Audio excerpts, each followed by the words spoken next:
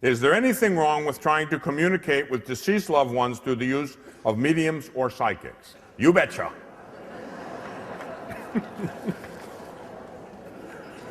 You bet. My advice? Don't do it. No, you don't want to, that's in the realm of the occult, okay? You don't want to do that. Now, I know that's one of those things, again, that's not necessarily immediately evident to everybody. Well, why not? I'm not trying to do nothing evil. I want to communicate with my deceased loved ones. That's not so bad. Don't work that way. You know, that's a power that doesn't belong to you and me. You know, that's something that's off limits. The use of mediums or psychics. Is there any reality to that? Yes. And what do they conjure up? They're not the deceased. The demonic spirits is what they end up with in plain English. Now, I could talk to you a long time about this because I've had experience with it. I've given entire seminars and so forth. My series called Immortal Combat deals with a lot of these things, spiritual warfare. Don't mess with Ouija boards. Don't mess with anything that would be considered of the occult. Be very, very careful. Mediums and all that stuff, psychics, astrology, Dungeons and Dragons, all that stuff. Don't do it. Do not do it. Now, you do it. You do so at your own risk, and there can be terrible consequences. I've dealt with the consequences on multiple occasions, and take my word for it, you don't want to be involved in that. Is the devil real? You better believe it. You better believe it.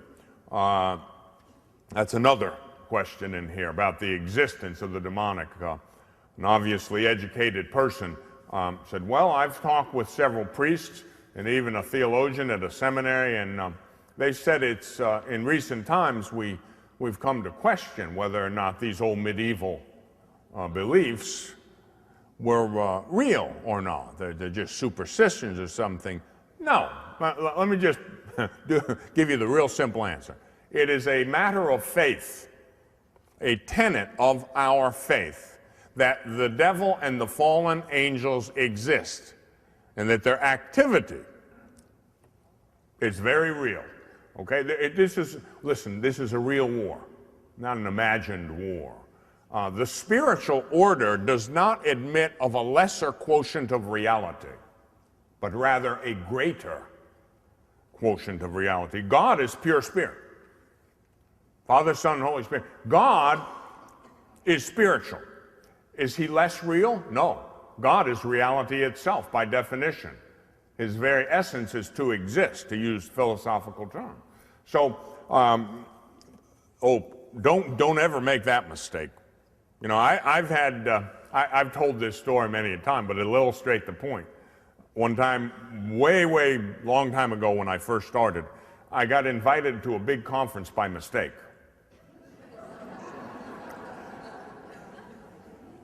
They didn't know who I was because my reputation had not yet had a chance to precede me. And so they just knew I had a nice, nice shiny new doctorate degree in theology from a pontifical university. So somebody got sick and couldn't make it, and somehow they called me. And of course, I wasn't doing anything yet. So I said, okay. And I went, and the keynote speaker was a somewhat well-known theologian of, shall we say, the liberal persuasion.